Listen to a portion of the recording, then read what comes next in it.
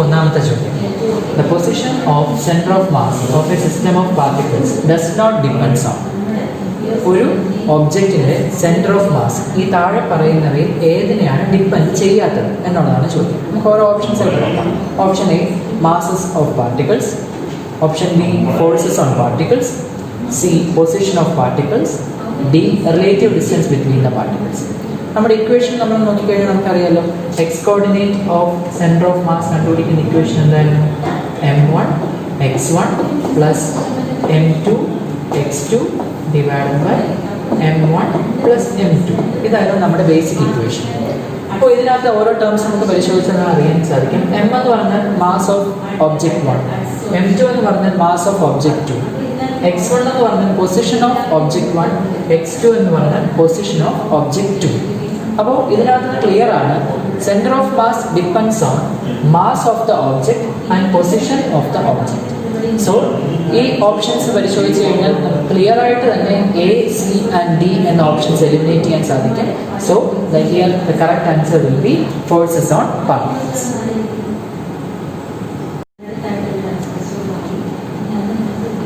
രണ്ടാമത്തെ ചോദ്യം.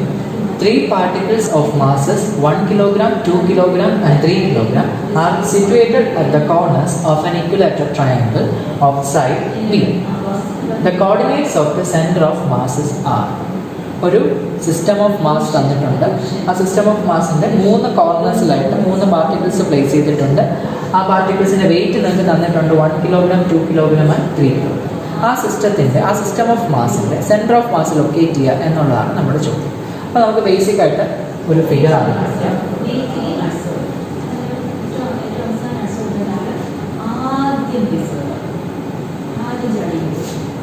ഒറിജിനലാണ് എൻ്റെ ആദ്യത്തെ മാസ്.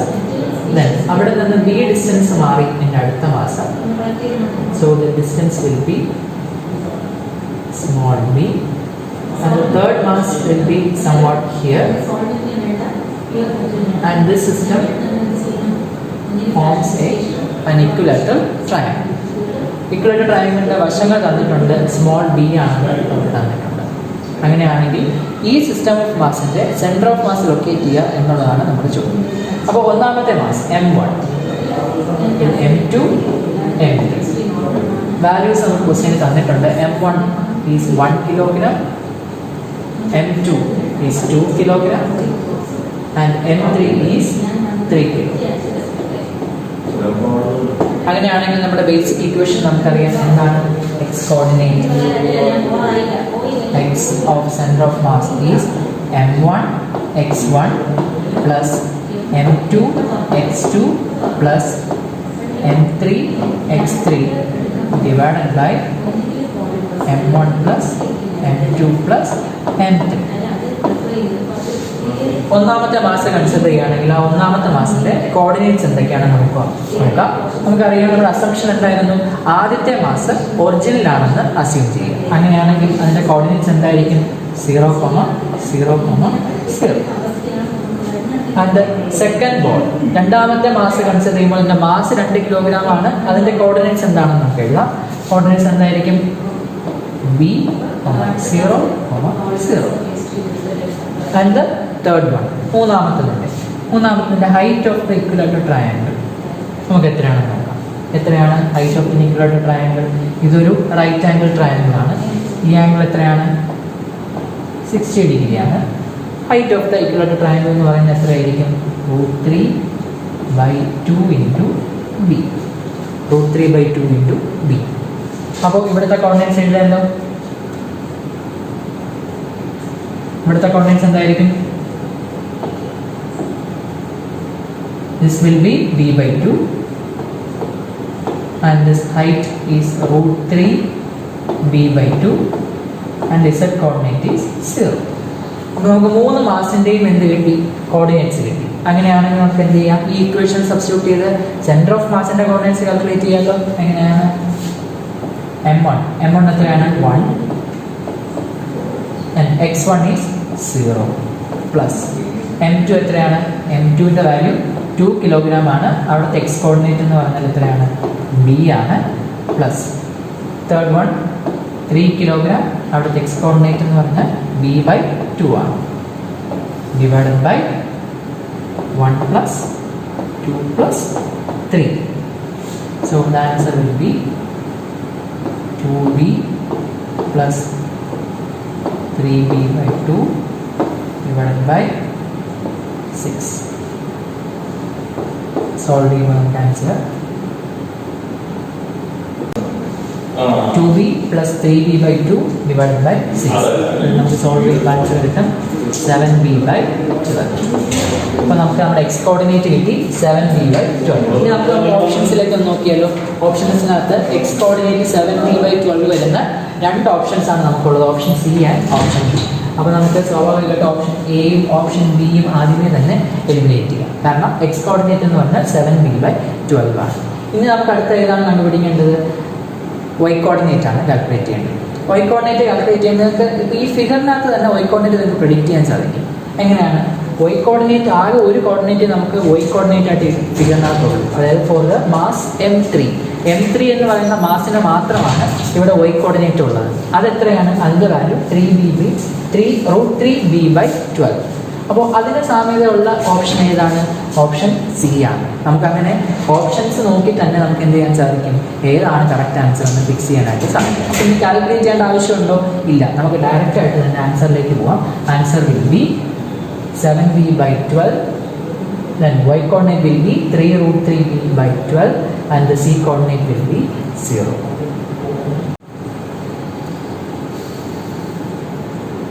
അടുത്ത ചോദ്യത്തിലേക്ക് നമുക്ക് പോവാം. എന്താണ് ചോദ്യം? The center of mass of three bodies, each of mass 1 kilogram, is located at point 0, 0, 3, 0 and 4, 0, 4 in the xy plane. We have to calculate the location of the center of mass. അതായത് centre of മാസിൻ്റെ X കോർഡിനേറ്റും Y കോർഡിനേറ്റും ആണ് നമുക്ക് calculate ചെയ്യേണ്ടത്. ക്വസ്റ്റ്യനിൽ എന്തൊക്കെയാണ് തന്നിട്ടുള്ളത് നമുക്കൊന്ന് പരിശോധിക്കാം. M1ൻ്റെ value തന്നിട്ടുണ്ട് 1 കിലോഗ്രാം. അതിൻ്റെ കോർഡിനേറ്റ്സ് തന്നിട്ടുണ്ട് 0,0. M2 എന്ന് പറയുന്ന മാസിൻ്റെ മാസ് തന്നിട്ടുണ്ട് 1 കിലോഗ്രാം. അതിൻ്റെ കോർഡിനേറ്റ്സ് തന്നിട്ടുണ്ട് 3,0. അതുപോലെ M3 എന്ന മാസ് തന്നിട്ടുണ്ട് 1 കിലോഗ്രാം ആണ്. അതിൻ്റെ കോർഡിനേറ്റ്സ് തന്നിട്ടുണ്ട് 0,4. And we have to calculate or we have to locate the position of center of mass. X coordinate and y coordinate of center of mass ആണ് കണ്ടുപിടിക്കേണ്ടത്. Center of mass x coordinate കണ്ടുപിടിക്കേണ്ട equation നമുക്ക് എല്ലാവർക്കും അറിയാം. M1x1 plus M2x2 plus M3x3 divided by M1 plus M2 plus M3.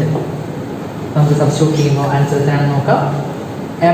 M1ൻ്റെ value എത്രയാണ്? 1. X coordinate എത്രയാണ്? 0 plus M2ൻ്റെ value എത്രയാണ്? 1 ആൻഡ് എക്സ് കോർഡിനേറ്റിൻ്റെ വാല്യൂ 3 പ്ലസ് M3യുടെ value 1 and x coordinate is 0 divided by 1 plus 1 plus 1 and here it will be 3/3 will be equal to x coordinate എത്രയാണെന്ന് കിട്ടി? 1 ആണ് നമുക്ക് കിട്ടി. ഡയറക്റ്റ് ഓപ്ഷനിൽ നിന്ന് തന്നെ നമുക്ക് എന്ത് ചെയ്യാം? ആൻസർ ഏതാണെന്ന് കണ്ടുപിടിക്കാൻ സാധിക്കും. കാരണം ഓപ്ഷൻ എ 4/3 ആണ്, ഓപ്ഷൻ ബിയുടെ എക്സ് കോർഡിനേറ്റ് 1/3 ആണ്, ഓപ്ഷൻ സിയുടെ എക്സ് കോർഡിനേറ്റ് 1/2 ആണ്, ഓപ്ഷൻ ഡിയുടെ എക്സ് കോർഡിനേറ്റ് 1 ആണ്. അപ്പോൾ നമുക്ക് വൈ കോർഡിനേറ്റ് കണ്ടുപിടിക്കാതെ തന്നെ എന്ത് ചെയ്യാം? ആൻസർ ഏതാണെന്ന് ഉറപ്പിക്കാം. അങ്ങനെ നമ്മുടെ ആൻസർ ഇതാണ്, ഓപ്ഷൻ ബി 1,4/3.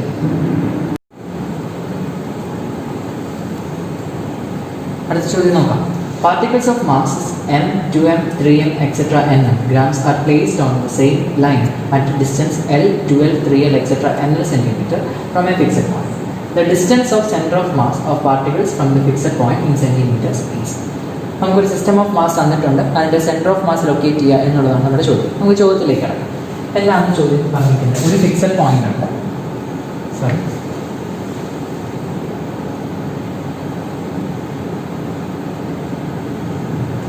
ഒരു ഫിക്സഡ് പോയിന്റ് തന്നിട്ടുണ്ട്. ലെറ്റ് ഇറ്റ് ബി എ എന്നൊരു ഫിക്സഡ് പോയിന്റ് ഉണ്ട്. ആ എ എന്ന ഫിക്സഡ് പോയിന്റിൽ ഒരു സ്ട്രെയിറ്റ് ലൈൻ ഉണ്ട്. ആ സ്ട്രെയിറ്റ് ലൈനിലാണ് നമ്മുടെ മാസസ് പ്ലേസ് ചെയ്തിട്ടുള്ളത്. ആദ്യത്തെ മാസം എന്ന് പറഞ്ഞാൽ എം, അത് എൽ ഡിസ്റ്റൻസ് ആണ്, അത് എയിൽ നിന്ന്. രണ്ടാമത്തെ mass 2m, it is at A distance of 2l from the fixed. മൂന്നാമത്തെ mass 3m, which is at a distance of 3a from the fixed point and so on. അങ്ങനെ n masses ഉണ്ട് എന്നാണ് നമ്മുടെ ചോദ്യത്തിൽ പറഞ്ഞിട്ടുള്ളത്. നമുക്ക് ആ സിസ്റ്റം ഓഫ് മാസ്, ഈ സിസ്റ്റം ഓഫ് മാസിൻ്റെ സെൻറ്റർ ഓഫ് മാസ് ലൊക്കേറ്റ് ചെയ്യുക എന്നുള്ളതാണ് നമ്മുടെ മുന്നിലെ ചോദ്യം.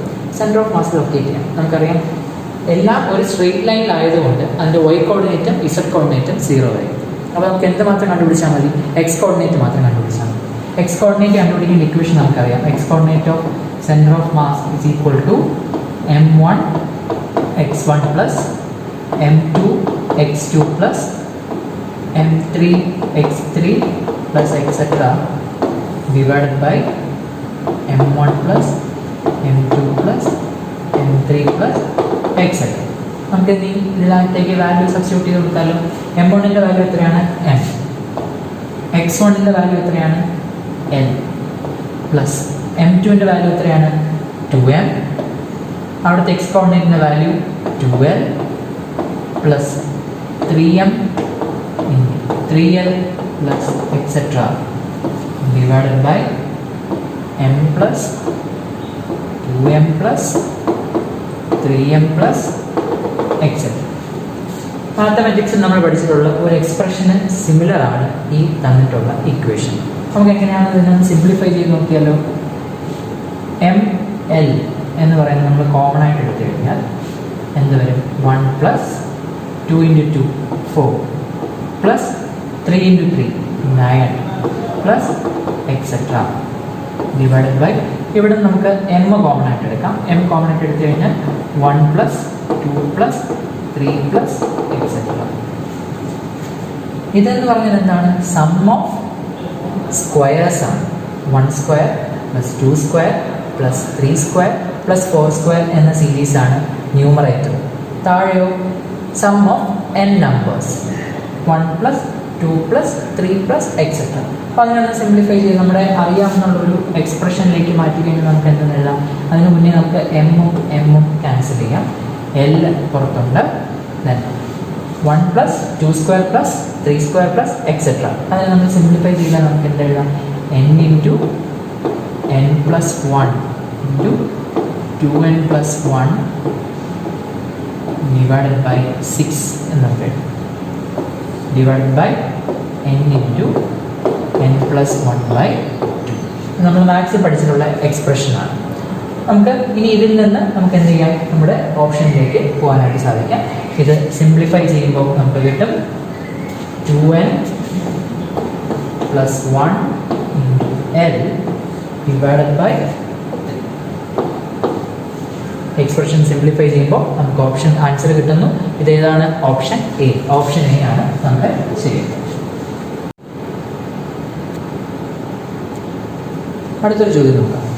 If the density of the material of a square plate and a circular plate shown in figure is same, the centre of mass of the composite system will be. ഒരു composite system നിങ്ങൾക്ക് തന്നിട്ടുണ്ട്. ഈ സിസ്റ്റത്തിൻ്റെ centre of mass എവിടെയാണ് എന്ന് locate ചെയ്യാനാണ് നിങ്ങളുടെ മുന്നിൽ ചോദ്യം. തന്നിട്ടുള്ള ഹിന്റ് ഇതാണ്: രണ്ട് മെറ്റീരിയലിൻ്റെയും ഡെൻസിറ്റി സെയിം ആണെന്ന് തന്നിട്ടുണ്ട്. അതുപോലെ അതിൻ്റെ ഡയമെൻഷൻസും തന്നിട്ടുണ്ട്. ഓപ്ഷൻസ് ഇതൊക്കെയാണ്: inside the square plate, inside the circular plate, at the point of contact, outside the system. അപ്പോൾ എവിടെയാണ് സെൻറ്റർ ഓഫ് മാസ് എന്ന് ലൊക്കേറ്റ് ചെയ്യാനാണ് നിങ്ങളുടെ ചോദ്യം. അപ്പോൾ നമുക്ക് ഫിഗർ തന്നിട്ടുണ്ട്. ഫിഗറിൽ നിന്ന് എന്തെങ്കിലും ക്ലൂ കിട്ടുമോ നമുക്ക് നോക്കാം. ഫിഗറിൽ സർക്കിളിൻ്റെ ഡയമീറ്റർ തന്നിട്ടുണ്ട് L ആൻഡ് സ്ക്വയറിൻ്റെ വശം തന്നിട്ടുണ്ട് N. അങ്ങനെയാണെങ്കിൽ സർക്കിളിൻ്റെ സെൻറ്റർ മുതൽ സ്ക്വയറിൻ്റെ സെൻറ്റർ വരെയുള്ള ദൂരം എന്ന് പറയുന്നത് L ആയിരിക്കും. ഇത് L/2 ആണ് നമുക്കറിയാം, കാരണം ഡയമീറ്റർ L ആണ്. അങ്ങനെയാണെങ്കിൽ റേഡിയസ് എന്തായിരിക്കും? L/2 ആയിരിക്കും. ഇത് L/2 ആയിരിക്കും. Centre of circular plate C1, centre of square plate is C2 എന്ന് ഞാൻ ഇതിനകത്ത് ലേബിൾ ചെയ്തു. നമുക്ക് ഡിസ്റ്റൻസസ് പറയാം. നമുക്കറിയാം mass of plates will be directly proportional to its area. ഓരോ പ്ലേറ്റിൻ്റെയും മാസ് എന്ന് പറയുന്നത് ഏരിയയ്ക്ക് പ്രൊപ്പോർഷണൽ ആയിരിക്കും. കാരണം പ്ലേറ്റ് ആയതുകൊണ്ട് അതിൻ്റെ വോളിയം നമ്മൾ കൺസിഡർ ചെയ്യാറില്ല, ഏരിയയാണ് നമ്മൾ കൺസിഡർ ചെയ്യുന്നത്. Mass of plates is directly proportional to its area. അങ്ങനെയാണെങ്കിൽ M1 mass of circular plate will be equal to rho into T. Rho എന്ന് പറയുന്നത് എന്താണ്? Density into thickness into area. അതാണ് നമുക്ക് മാസ് എന്ന് പറയുന്നത്. കാരണം നമുക്ക് മാസിൻ്റെ ഇക്വേഷൻ എന്താണെന്ന് അറിയാം. Mass equal to density is equal to mass by volume ആണ് ഡെൻസിറ്റി നമുക്കറിയാം. അപ്പോൾ നമുക്ക് ഇതിനകത്ത് മാസിൻ്റെ ഇക്വേഷൻ കണ്ടുപിടിക്കാമല്ലോ. Density into volume. Density into volume എന്ന് പറയുമ്പോൾ ഏരിയ ഇൻറ്റു തിക്നെസ് ആണ് വോളിയത്തിൻ്റെ ഇക്വേഷൻ. അപ്പോൾ ഈ ഇക്വേഷനിൽ നിന്ന് നമുക്ക് ഇങ്ങനെ എഴുതാം. Mass m1 is equal to rho into T into അതിൻ്റെ ഏരിയ, സർക്കുലർ പ്ലേറ്റിൻ്റെ area 5L²/4. Okay, then m2 square പ്ലേറ്റിൻ്റെ മാസ് എന്ന് പറഞ്ഞാൽ നമുക്ക് നേരത്തെ ഈ എക്സ്പ്രഷൻ പോലെ തന്നെയാണ്. Rho density into its thickness into square plate ആയതുകൊണ്ട് അതിൻ്റെ ഏരിയ L². അപ്പോൾ m1 m2 നമുക്ക് കിട്ടി. And assume that C1 is the origin. C1 എന്ന് പറയുന്ന പോയിന്റ് ആണ് ഒറിജിൻ എന്ന് അസ്യൂം ചെയ്യുക. അതിനനുസരിച്ചാണ്, അതാണ് നമ്മുടെ റെഫറൻസ് പോയിന്റ്. ആ റെഫറൻസ് പോയിന്റ് അടിസ്ഥാനമാക്കിയാണ് നമ്മൾ എന്ത് ചെയ്യുന്നത്, സെൻറ്റർ ഓഫ് മാസ് ലൊക്കേറ്റ് ചെയ്യുന്നത്. ദെൻ സെൻറ്റർ ഓഫ് മാസിൻ്റെ ഇക്വേഷൻ നമുക്കറിയാം. x coordinate will be equal to m1 x1 plus m2 x2 divided by m1 plus m. And here the x1 will be 0 and x2 will be small l. Then നമുക്ക് ആ equation substitute ചെയ്യാം. m1ൻ്റെ expression നമ്മൾ കണ്ടുപിടിച്ചിട്ടുണ്ട്. m1ൻ്റെ എക്സ്പ്രഷനും m2ൻ്റെ എക്സ്പ്രഷനും നമ്മൾ ഇതിനകത്തേക്ക് substitute ചെയ്യുമ്പോൾ നമുക്ക് എന്ത് കിട്ടുന്നു, rho T L² into L divided by rho T into 5L²/4 plus L² നമുക്ക് കിട്ടും. അതിനെ സിംപ്ലിഫൈ ചെയ്യുമ്പോൾ d/π/4 പ്ലസ് 1 എന്നൊരു ഫൈനൽ എക്സ്പ്രഷനിലാണ് നമ്മൾ എത്തി നിൽക്കുന്നത്. ഇനി ഇതിനകത്ത് നമുക്ക് കുറച്ച് ഇനിക്വാളിറ്റീസിൻ്റെ പ്രിൻസിപ്പിൾസ് അപ്ലൈ ചെയ്തുകൊണ്ടാണ് ആൻസറിലേക്ക് എത്തേണ്ടത്. ഹിയർ π/4 പ്ലസ് 1, π/4 പ്ലസ് 1ൻ്റെ വാല്യൂ നിങ്ങൾ കാൽക്കുലേറ്റ് ചെയ്ത് കഴിഞ്ഞാൽ it will be less than 2. അങ്ങനെയാണെങ്കിൽ 1/π/4 പ്ലസ് 1 എന്ന് പറയുന്നത് 1/2-നേക്കാളും വലുതായിരിക്കും. മാത്സിൽ ഇനിക്വാളിറ്റീസിൽ നമ്മൾ ഈ പ്രോപ്പർട്ടി പഠിച്ചിട്ടുണ്ട്. അങ്ങനെയാണെങ്കിൽ L/1 പ്ലസ് π/4 എന്ന് പറയുന്നത് L/2-നേക്കാൾ കൂടുതലായിരിക്കും. അത് അർത്ഥമാക്കുന്നത് centre of mass lies in the square plate. ഇവിടെ നിന്ന് മെഷർ ചെയ്ത് തുടങ്ങുമ്പോൾ L/2-നേക്കാൾ വലുതായിരിക്കും എന്ന് നമുക്ക് ഈ ഇൻഫറൻസിൽ നിന്ന് മനസ്സിലാക്കാൻ സാധിക്കും. അങ്ങനെയാണെങ്കിൽ സെൻറ്റർ ഓഫ് മാസ് എവിടെയായിരിക്കും, സ്ക്വയർ പ്ലേറ്റിലായിരിക്കും ലൊക്കേറ്റ് ചെയ്യുന്നത്. അപ്പോൾ നമ്മുടെ ഓപ്ഷൻ ഏതാണ്, it will be inside the square. Option A will be the answer. KEAM ഗുരൂസിൻ്റെ ഈ അധ്യയനം ഇവിടെ അവസാനിക്കുകയാണ്. അപ്പോൾ ഇന്ന് നമ്മൾ കുറച്ച് പ്രോബ്ലംസ് ആണ് ഇതിനകത്ത് ഡിസ്കസ് ചെയ്തത്. സെൻറ്റർ ഓഫ് മാസ് എന്ന് പറയുന്ന കോൺസെപ്റ്റുമായിട്ട് റിലേറ്റ് ചെയ്തിട്ട് കുറച്ച് പ്രോബ്ലംസ് നമ്മൾ ഡിസ്കസ് ചെയ്തു. ഇത് മാത്രം പോരാ, നിങ്ങളുടെ കയ്യിൽ അവൈലബിൾ ആയിട്ടുള്ള ബാക്കി ക്വസ്റ്റ്യൻസ് സോൾവ് ചെയ്യുക. എന്തെങ്കിലും സംശയം ഉണ്ടെങ്കിൽ താഴെ കാണുന്ന നമ്പറിൽ കോൺടാക്റ്റ് ചെയ്യുക, സംശയ നിവാരണം ചെയ്യുക. അപ്പോൾ ഓൾ ദി ബെസ്റ്റ്. അടുത്ത ലെസണുമായിട്ട് വീണ്ടും കാണാം.